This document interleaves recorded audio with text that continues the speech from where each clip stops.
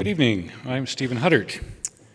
Dear Prime Minister, we're writing to you from Walrus Talks Social Innovation in Toronto, also known as the traditional lands of the Haudenosaunee and Mississauga North Credit, in the era of reconciliation with Indigenous peoples. Reconciliation is social innovation, and innovation is an Indigenous value. As Senator Murray Sinclair said, just get caught up here.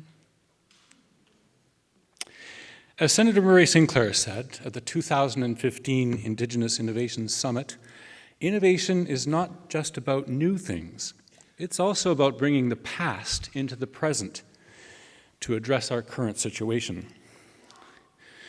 It was a hopeful day, September 25th, 2015, when you joined 150 world leaders to proclaim the United Nations Sustainable Development Goals, the global action plan to reach a sustainable and equitable future by the year 2030. Today, the world is in a very different place. Just when we most need concerted action on issues like climate disruption and international migration, populism, cynicism, and insularity have trumped the political agenda. In the face of such formidable challenges, though, Canada has something new to contribute: our growing capacity for social innovation. You understand that social innovation's purpose is to create a more sustainable and inclusive society by changing the mindsets, institutions, and systems that we live within.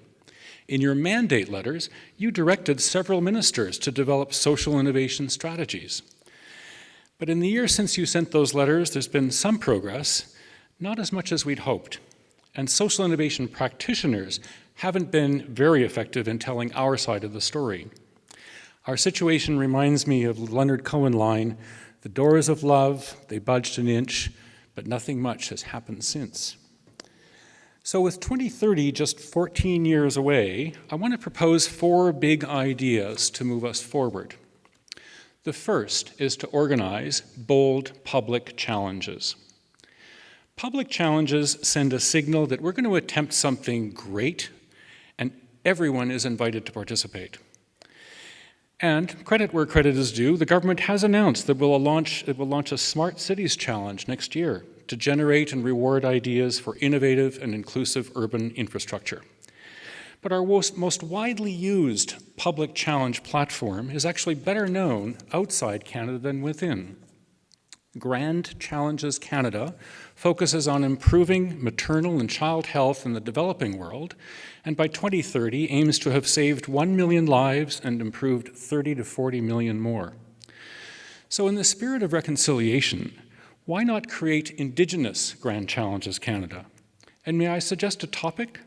How do we ensure that every Indigenous child who is entitled to one is provided with a Canada Learning Bond, and thus their share of the $1.4 billion in unclaimed funds that were supposed to ensure that every child has access to post-secondary education? The second big idea is to launch 1,000 social innovation labs. SI labs, as we call them, are like design studios for solving complex challenges. They delve deeply into an issue, convene diverse stakeholders, and enable us to see the systems that we're part of in order to then create and test ideas for improving them. I'll give you 3 examples. City Studio involves hundreds of students in 6 universities and colleges working with City Hall to advance Vancouver's Greenest City Action Plan. Also in BC, In With Forward runs a lab with 3 community living organizations to improve the lives of people with developmental disabilities.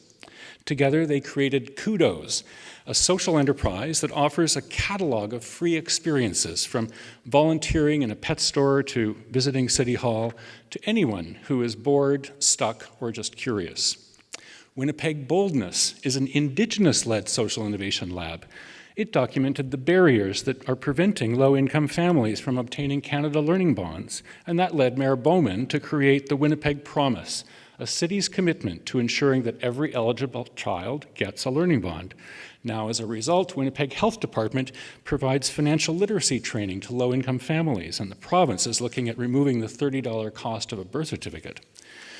To collaborate on complex challenges, we need to move from occasional consultation to sustained and creative commitment. Working with partners like Waterloo Institute for Social Innovation and Resilience, Mars Solutions Lab, and Innoweave, we're beginning to launch labs with foundations, charities, universities, and cities across the country, and we would welcome government's involvement. Idea number 3 is to create centers for useful evidence. To get the most out of public challenges and social innovation labs, we need to simplify current research into language we can all understand. The UK Cabinet Office does this with its network of 9 What Works centres that summarize what is known and not known about issues like aging well, community economic development. Sharing evidence this way increases public support for change. It drives policy innovation and makes better use of public and charitable funding. It also fuels investment and entrepreneurship. And we don't have to duplicate the efforts of the What Works centers because their work is available globally, and ours could be too. Idea number 4 is to create a P4 finance agency. Expanding on the P3 concept, the public-private partnerships that fund infrastructure, a P4 agency adds the 4th P, philanthropy. Grants to early-stage innovations can create the conditions for investments in solutions. Uniquely, philanthropy can make program-related investments where losses are categorized as grants. And as a sector, we have $60 billion in endowed assets.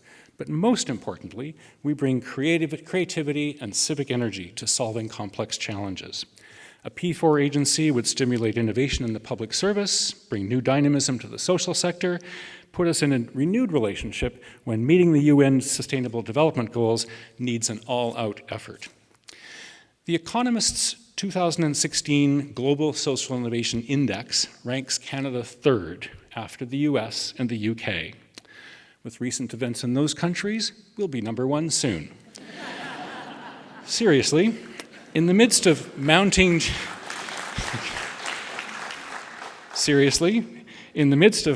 challenges, social innovation affords us an opportunity to advance reconciliation, pluralism, and sustainable prosperity. To conclude, we're sending you one of the foundational texts in social innovation, published 10 years ago, but just as relevant today. It's called Getting to Maybe: How the World Has Changed. I hope we can work together to write its next chapter. With best regards, Canada's social innovation community. Thank you.